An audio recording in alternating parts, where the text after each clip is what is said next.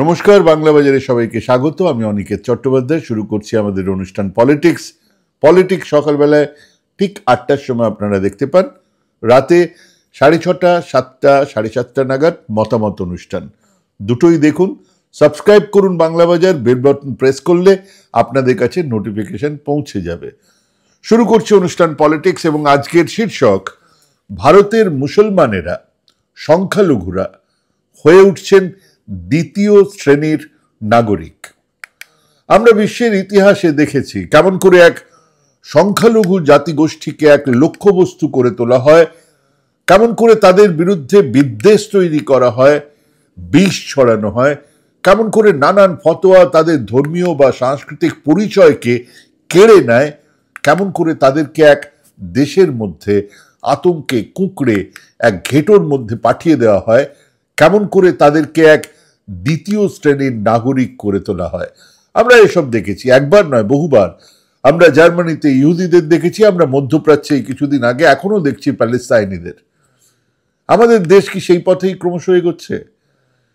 হিটলারের মৃত্যুর পরে, দ্বিতীয় বিশ্বযুদ্ধ শেষ হওয়ার পরে ঘোর কেটেছিল জার্মান মুলুকের বাসিন্দাদের। তাদের অনেককে বলতে শুনেছি, তাদের কাছে নিজে শুনেছি যে দু একজন ইহুদি পড়শিরা ফিরে এলো, তাদের দিকে চোখে চোখ রেখে কথা বলার মতো নৈতিক অবস্থান তাদের ছিল না। কারণ সেই সময় তারা হয় হিটলারের ওই পরিকল্পনাকে সমর্থন করেছিলেন, না হলে চুপ করেছিলেন। হ্যাঁ, আজকেও ঠিক তাই। দেরি হবার আগে আসুন আমরা অন্তত বোঝার চেষ্টা করি যে ধর্মনিরপেক্ষতা আমাদের সংস্কৃতিতে, আমাদের ঐতিহ্যে যা ছিল এতদিন, তা আজ কেন হঠাৎ বিপন্ন? কিভাবে বিপন্ন? অনেকে বলবেন এই ধর্মনিরপেক্ষতা তো এই সেদিন 1976-এ 42তম সংবিধান সংশোধন করে সংবিধানের প্রিয়াম্বলের ভূমিকাতে ঢোকানো হয়েছে, ইন্দিরা গান্ধীর কাজ এটা। তাদের বলি, সংবিধানটা একবার পড়ুন না, প্রিয়াম্বল ছাড়াই পড়ুন। প্রথম থেকে শেষ পর্যন্ত এক, ধর্মনিরপেক্ষতা আর দুই, সমাজতন্ত্রের কথা একবার নয় বারবার লেখা ছিল আমাদের সংবিধানে। ইন্দিরা গান্ধী কেবল ওই দুটো শব্দকে জুড়ে দিয়েছিলেন মাত্র। এবং মাথায় রাখুন, 77-এ জনতা সরকার এসে, যে সরকারের মধ্যে অটল বিহারী বাজপেয়ী বা লালকৃষ্ণ আদবানির মতো জনসংঘের নেতারাও ছিলেন, তারা এসে ইন্দিরার আনা প্রায় সমস্ত সংশোধনী আবার বাতিল করলেও কেউ ওই দুটো শব্দকে ঘোষণাপত্র থেকে বাদ দেওয়ার কথা বলার সাহস দেখাননি।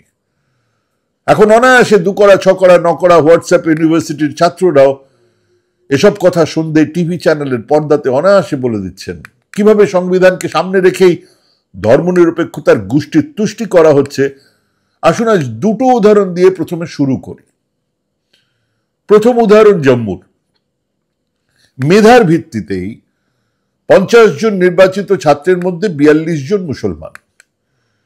তাই জম্মুর কাটরার Shri Mata Vaishno Devi institute of medical এক্সেলেন্সের MBBS কোর্সের ভর্তির তালিকা বাতিল করার দাবিতে পথে নেমেছে বিজেপি, এবং তার সঙ্গে জুড়ে দেওয়া হয়েছে মেডিকেল জেহাদের ধারণা। মুসলমান টেররিস্টরা নাকি এখন ডাক্তার হয়ে বায়োলজিক্যাল ওয়েপন তৈরি করতে চায়। তারা জম্মু ও কাশ্মীরের লেফটেন্যান্ট গভর্নরের কাছে দাবি জানাচ্ছেন শ্রীমাতা বৈষ্ণোদেবী শ্রাইন বোর্ড পরিচালিত এই প্রতিষ্ঠানটাকে সংখ্যালঘু প্রতিষ্ঠানের তকমা দিতে হবে। যুক্তি, হাসপাতালটা যেহেতু হিন্দু ওছির পয়সায় চলছে, অতএব তাতে লেখাপড়া করার অধিকারও হিন্দুদের, মুসলমানদের নয়। দেশের সংবিধানে এমন কোনো প্রভিশন নেই, বা বলা ভালো এই ধরনের দাবি সংবিধান বিরোধী, জেলে ঢোকানো উচিত এদেরকে। কিন্তু হিন্দুত্ববাদী রাজনীতি সংবিধানে তোয়াক্কা করে, এরকম বদনাম কেউ দেয় না। কে দেবে? তারা আশাইস্তক এটাই তো করে চলেছেন। এই ঘটনায় হিন্দুত্ববাদী রাজনীতির পক্ষে একটা নতুন এক্সপেরিমেন্ট করা হচ্ছে, একটা নতুন ল্যাবরেটরি। এতদিন অবধি তারা বিভিন্ন শিক্ষা প্রতিষ্ঠানে বিভিন্ন পথে দখলদারি করার চেষ্টা করেছেন, কিন্তু ছাত্রদের ধর্মীয় পরিচয়কে, তারা মুসলমান না হিন্দু না বৌদ্ধ না খ্রিস্টান, সেই পরিচয়কে প্রকাশ্যে মূল রাজনৈতিক বিরোধের প্রশ্ন হিসেবে চিহ্নিত করেননি, এখনো পর্যন্ত করেননি। এটা করলো জম্মু কাশ্মীরে, ঠিক সেটাই হলো। রাজনীতির এই নতুনতর অতলে নামা যে সম্ভব হলো, তার এক বিশেষ স্থান মাহাত্ম্য আছে। জম্মুর হাসপাতালগুলোতে কাশ্মীরি ছাত্ররা তুলনায় সংখ্যাগরিষ্ঠ, আর তা নিয়ে স্থানীয় স্তরে ক্ষোভ রয়েছে। হিন্দুত্ববাদীরা সেই ক্ষোভের আগুনে নিজেদের রুটি সেঁকে নিতে চায়, নিজেদের রাজনৈতিক ন্যারেটিভের সঙ্গে তা মিলেও যাচ্ছে।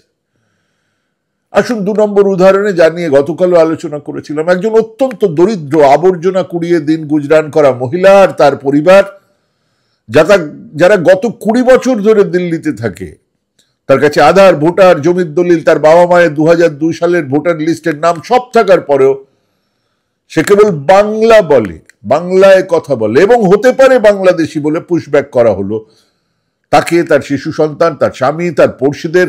কখন যখন সেই সোনালী বিবি নিজেই 4-5 মাসের অন্তঃসত্ত্বা, এক বস্ত্রে কপর্দক্ষিণ অবস্থায় তাদের ঠেলে ঢুকিয়ে দেওয়া হলো বাংলাদেশে। আচ্ছা, ধরে নিলাম এটা কোনো মাথামোটা আমলা পুলিশের অত্যাচার, হ্যাঁ হতেই পারে।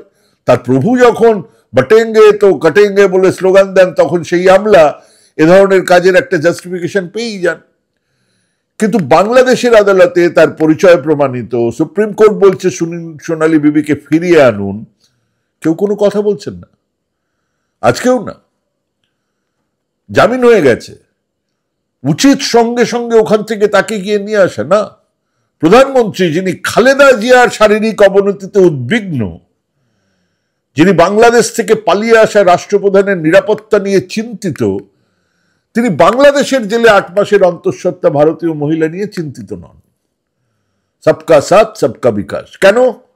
কারণ সে মুসলমান। হ্যাঁ, এই অ্যাটিচিউড সাফ বলে দেয় আজ দেশের সংখ্যালঘুরা ক্রমশ কোণঠাসা হচ্ছেন, আতঙ্কে আছেন, ক্রমশ দ্বিতীয় শ্রেণীর নাগরিক হবার দিকে এগোচ্ছেন। আমরা অন্য কোনো দেশের দিকে হাত তুলে বলতে পারবো না সেখানে সংখ্যালঘুদের ওপরে নির্যাতন হচ্ছে, কারণ আমাদের দেশে সংখ্যালঘুদের এটাই অবস্থা। গণতন্ত্রের হৃৎপিণ্ড হলো প্রতিনিধিত্ব। একটা গণতান্ত্রিক ব্যবস্থায় সমাজের প্রতিটা অংশের মানুষের কণ্ঠস্বর সংসদে বা নীতি নির্ধারণী সভায় থাকাটা অত্যন্ত জরুরি। কিন্তু দেখুন, মোদী জামানায় ভারতীয় গণতন্ত্রের এই মূল স্তম্ভটা আজ নড়বড়ে। ভারতের মোট জনসংখ্যার প্রায় 15 থেকে 16% মানুষ মুসলমান। সংখ্যার হিসেবে এটা 20 কোটির বেশি। অথচ এই বিশাল জনগোষ্ঠীর রাজনৈতিক প্রতিনিধিত্ব আজ তলানিতে এসে ঠেকেছে। 2024 সালের লোকসভা নির্বাচন বা 18তম লোকসভার চেহারার দিকে তাকালে এক ভয়াবহ ছবি আমাদের সামনে উঠে আসে। 543 জন সদস্যের এই বিশাল সংসদে মুসলমান সাংসদদের সংখ্যা মাত্র 24 জন। অথচ এই ভারতের সংবিধান সভাতে 299 জন, মানে 300 জন প্রতিনিধির মধ্যে 33 জন মুসলমান ছিলেন। 33 জন, 10% বেশি। তারা আমাদের সংবিধান রচনায় সাহায্য করেছেন, নেতৃত্ব দিয়েছেন। আজ এটা মানে এই 543-এর মধ্যে 24 জন ভারতের নির্বাচনী ইতিহাসের সর্বনিম্ন সংখ্যা। কিন্তু এই পরিসংখ্যানের চেয়েও যেটা বেশি উদ্বেগের, চিন্তার, তা হলো শাসক দলের অবস্থান। টানা 3 বার 2014, 19, 24 বিজেপি একক সংখ্যাগরিষ্ঠতা বা জোট সরকার গঠন করেছে, কিন্তু তাদের টিকিটে নির্বাচিত হয়ে সংসদে যাওয়া মুসলমান সংসদের সংখ্যা 0। বিজেপি আজ গর্ব করে বলে যে তারা মুসলমান ভোট ছাড়াই সরকার তৈরি করতে পারে। এটা কেবল এক নির্বাচনী কৌশল নয়, এটা একটা রাজনৈতিক দর্শন। উত্তরপ্রদেশ, গুজরাট, অসম, পশ্চিমবঙ্গের মতো রাজ্যে যেখানে মুসলমান জনসংখ্যা উল্লেখযোগ্য, সেখানেও বিজেপি একজন মুসলমান প্রার্থীদের টিকিট দেয়নি। বিহারে বিজেপির একজন মুসলমান বিধায়ক নেই। এর ফলে সংসদে এমন একটা পরিস্থিতির সৃষ্টি হয়েছে যেখানে ট্রেজারি বেঞ্চে সরকারি দলে মুসলমান সমাজের কোনো প্রতিনিধিই নেই। যখন সংসদে মুসলিমদের নিয়ে কোনো আইন পাশ হয়, তা সিএ হোক, 3 তালাক হোক, তখন সেই আলোচনায় শাসক দলের হয়ে কোনো মুসলমান সাংসদদের মতামত দেওয়ার সুযোগই থাকে না। বিরোধী বেঞ্চে যে হাতে গোনা কয়েকজন মুসলমান সাংসদ আছেন, ইউসুফ পাঠান বা সাউদ্দিন ওয়েসি, তাদের কণ্ঠস্বর সংখ্যাধিক্যের গুজবে চাপা পড়ে যায়। এই প্রতিনিধিত্বহীনতা, পলিটিক্যাল ইনভিজিবিলেশন ভারতীয় গণতন্ত্রের স্বাস্থ্যের জন্য অত্যন্ত অত্যন্ত খারাপ, অত্যন্ত ক্ষতিকর। যখন এক বিশাল জনগোষ্ঠী মনে করে যে শাসন ব্যবস্থায় তাদের কোনো অংশীদারিত্বই নেই, যখন তাদের মধ্যে রাষ্ট্র সম্পর্কে তখন এক ধরনের অনাস্থা, অ্যালিয়েনেশন তৈরি হয়। বিজেপি প্রমাণ করতে চেয়েছে যে রাজনৈতিকভাবে মুসলমানদের অপ্রাসঙ্গিক করে দেওয়া সম্ভব, এবং তারা সেই কাজটা অনেকটাই সফল হয়েছে। আবার দেখুন, স্বাধীনতার পর থেকে ভারতের প্রতিটা কেন্দ্রীয় মন্ত্রিসভায় মুসলমান প্রতিনিধিত্ব ছিল। অলিখিত নিয়ম ছিল এটা। মৌলানা আবুল কালাম আজাদ থেকে শুরু করে পরবর্তী সময় সালমান খুরশিদ, গুলাম নবী আজাদ বড় বড় মন্ত্রিত্ব পেয়েছেন। কংগ্রেস বা অন্য যে কোনো দলের সরকারে মুসলিম মন্ত্রী থাকাটা ছিল স্বাভাবিক, সৌজন্য এবং গণতান্ত্রিক দায়বদ্ধতা। এমনকি অটল বিহারী বাজপেয়ীর আমলেও বিজেপি সরকারে মুসলমান মন্ত্রী ছিলেন। কিন্তু নরেন্দ্র মোদী এই ধারাটাকে পুরোটা ভেঙে দিয়েছেন। 2024 সালে নরেন্দ্র মোদী যখন তৃতীয়বারের জন্য প্রধানমন্ত্রী হিসেবে শপথ নিচ্ছেন, তখন তার 71 জন সদস্যের মন্ত্রী পরিষদে একজনও মুসলিম মুখ ছিল না। এটা ভারতের ইতিহাসে এক নজিরবিহীন ঘটনা।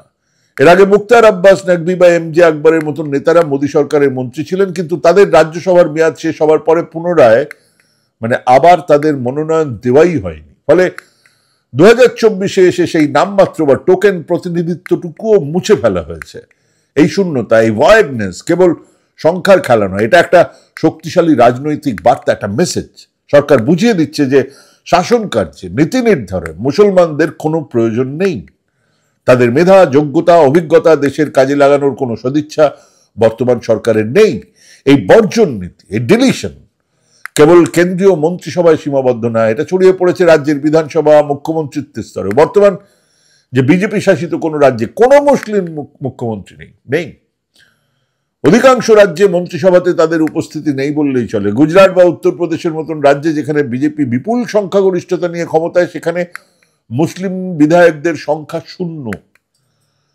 কেবল লোকসভা নয়, রাজ্যসভাতেও বিজেপির পক্ষ থেকে মুসলিম প্রতিনিধিত্ব প্রায় নেই।